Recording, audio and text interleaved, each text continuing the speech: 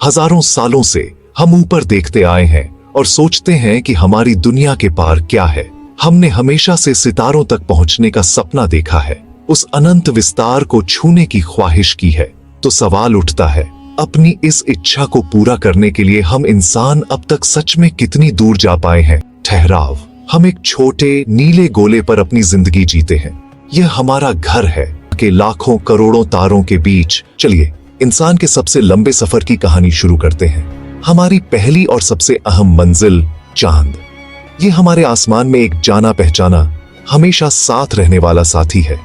सदियों से हमने इसे देखा है, इसके बारे में कहानियां गढ़ी हैं और वहां पहुंचने के सपने देखे हैं।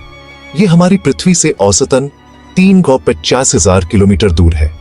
सुनने में यह बहुत ज्यादा लगता है, लेकिन ब्रह्मांड के पैमाने पर यह बस एक छोटा सा कदम है। प्रकाश की किरण, जो कायनात में सबसे तेज रफ्तार से चलती है, इस दूरी को सिर्फ 1.3 सेकंड में तय कर लेती है। यही 1.3 नूरी सेकंड की दूरी अब तक की इंसानी पहुंच की हकीकत है। आज तक सिर्फ 12 इंसान ही चांद की सतह पर चले हैं। यह हमारी हिम्मत और जहानत की एक बेमिसाल कामयाबी थी। और इंसान सबसे ज्यादा दूर तब पहुंचा जब अपोलो 13 मिशन चांद के उस हिस्से से गुजरा जो हमें कभी नहीं दिखता। तब वे पृथ्वी से लगभग 4,000 किलोमीटर दूर थे, यानी करीब करीब वही 1.3 नूरी सेकंड। यही हमारी सबसे बड़ी छलांग है अब तक की हमारी सीमा।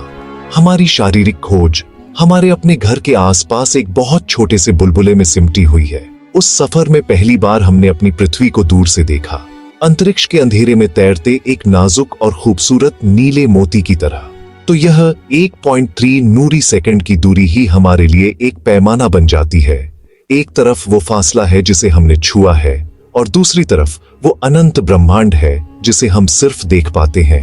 यह एहसास हमें हमारी असलियत दिखाता है, और यह सब उस बनाने वाले की विशाल रचना का एक छोटा सा हिस्सा है जहां तक हम अभी पहुंचे हैं।